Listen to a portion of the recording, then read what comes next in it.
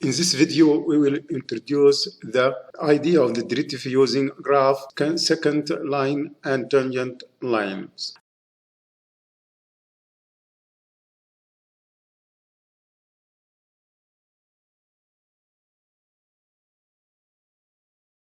So I have function here drawn in a block. The function is y equal f of x, but actually here f of x equal x squared.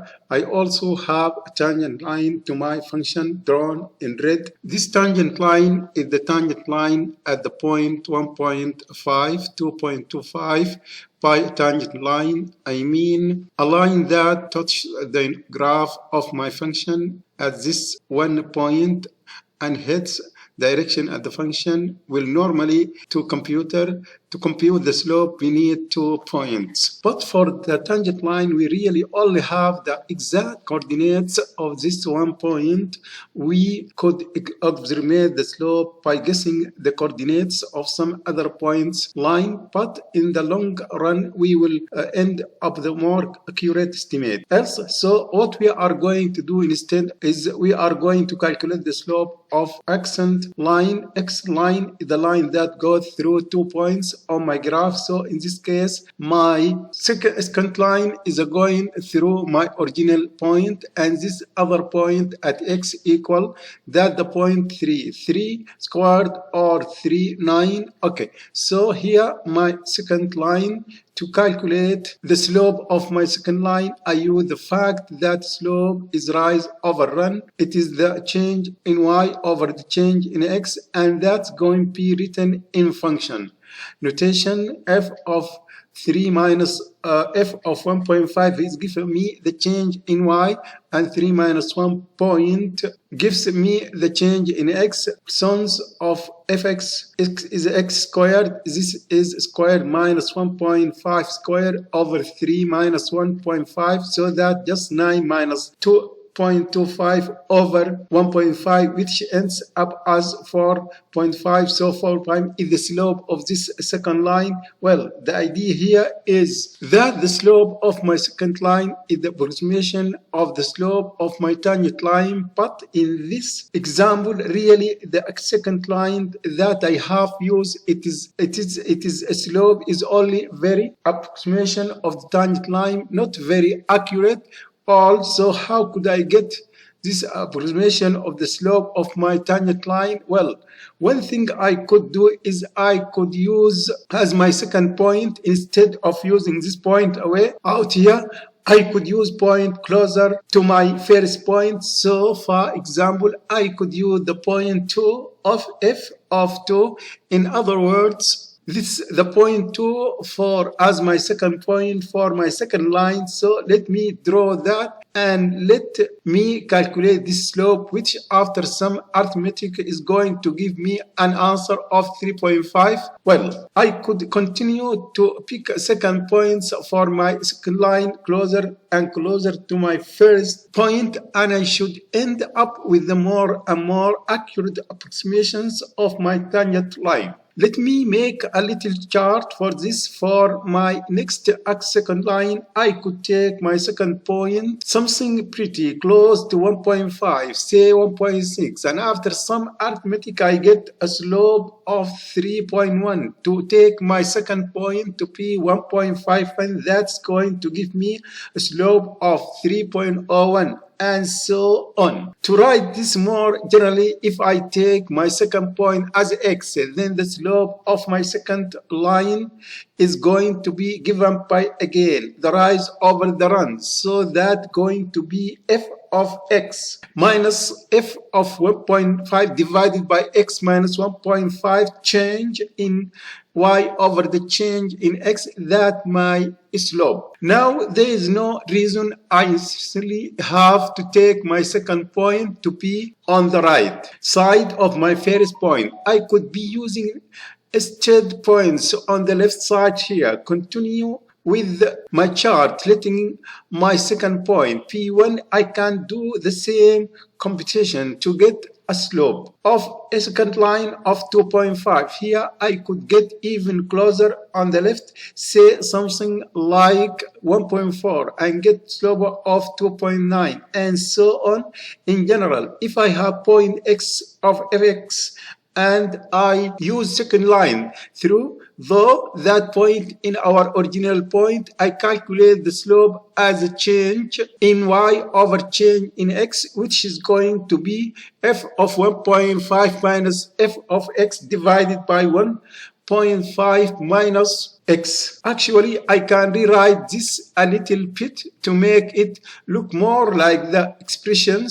Here, if I multiply the numerator and denominator by -1, then I can rewrite this as f of fx minus f of 1.5 divided by x minus 1.5, so that these two expressions look exactly the same. So the only difference here on my mind is that over here I was thinking of x as being a little bit bigger than 1.5, and here I am thinking of x as being a little smaller than 1.5, but I get the exact same expression for the slope of the second line either way.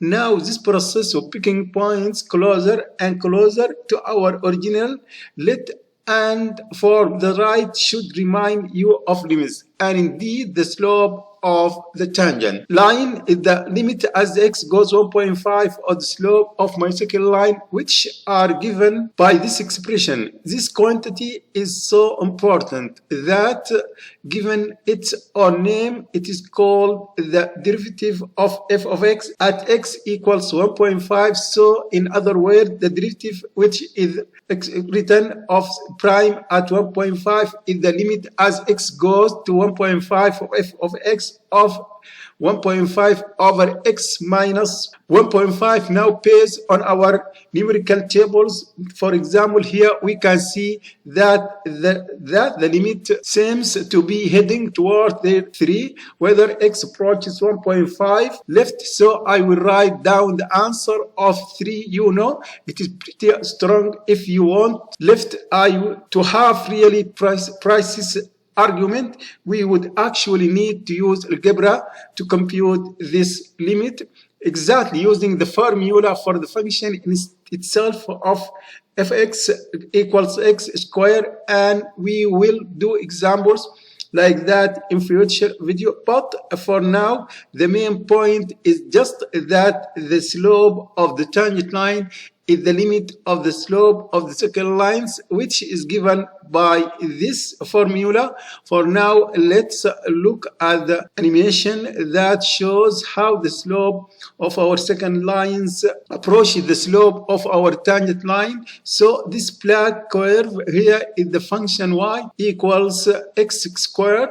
The red line is the tangent line through the point where x equals 1.5, and the blue line is the second line that goes through the point with the x coordinates 1.5 and the second point with the x coordinate 2.5. The points are shown here on the right. So I am not so notice how the slider here drag my second point closer to my first point. So notice how as the x coordinate, my second point gets closer and closer to 0.5. My second line is getting closer and closer to my tangent line. So the slope of my tangent line really is the limit of the slope of my second lines as my x coordinates of my second points goes to 1.5. So this is true even I start with my second points on the left. Instead that second point is closer and closer to be first point. The slope of my second lines gets closer and closer to the slope of that red tangent line. We saw in our example that the slope of our tangent line or the derivative at 1.5 was given by the limit as x goes to the slope of our 1.5 of x minus f of 1.5 divided by x minus 1.5. Well, in general, the derivative of function y equals of x, and x value is given by f prime of a equal the limit as x goes to of f of x minus f of a over x minus a. The function is said to be differentiable at a if this limit exists. In particular, both the limit from the left and the limit from the right have to exist and be equal for the function to be differentiable. As x equal a, there another equivalent version of the definition of derivative that very common and very useful if we are looking at the graph of a function. I am trying to calculate let's a slope of secant line between points a f of a and x of x. Then let's introduce the letter h to be the quantity x minus a, so h represents the run. When I am calculating the slope of this secant line, I can write h equal x minus a, or equivalently x equals a plus h, and so I can rewrite the definition of derivatives in terms of h as prime of a equals that limit as x goes to be of fx of a plus h minus f of a divided by h, just by substituting in this expression for x and h for x minus, well, as x goes to be x minus a is going to 0. In other words, h is going to 0, so this is equivalent to the limit as goes to 0 of f of a plus minus f of over h. One way to think of this is that we are just replying this point right here at the point a plus h, f of a plus the slope of the tangent line is still the limit of the rise over the run at the run. It goes to 0. This is the definition of derivative that we will use most frequently going forward. When we actually calculate derivatives based on the definition in future video. Now let's look at some example to practice recognizing this derivative rather. So each of these following two expressions are supposed to represent sum of function as some value of a sum. For each example, we are supposed to find the definition and figure out the value of a. Now remember, we have got two definitions, and they are both equivalent but they look different. One of them looks of f at the limit as x goes to of f of x f of a over x minus a, and the other version is the limit as h goes to 0 of f of plus h minus f of a over h. Now you might notice that our first expression looks more like this first definition because x is going to some number that is not 0, and we have both x and number definition. Here where our second expression looks more like the edge going 0, and we have just got the edge on the denominator here. Let's look at this first one here. First, let's figure out where a is here. It seems like a has got to be -1. Since x is approaching -1, makes sense because now here on the denominator x plus 1 could be together of as x minus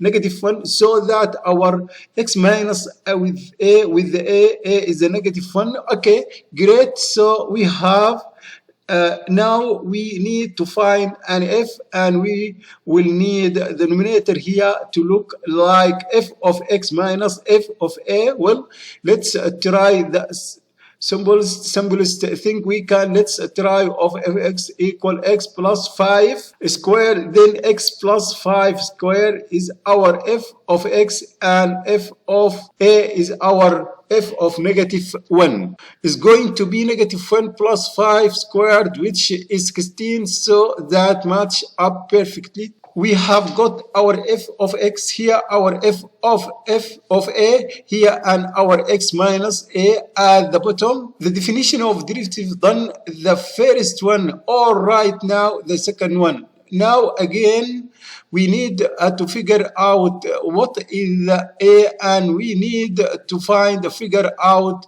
what if the expression here is supposed to be f of A plus h. So I am going to make here that of x should be 3 to some power. Let's just try 3 to the x.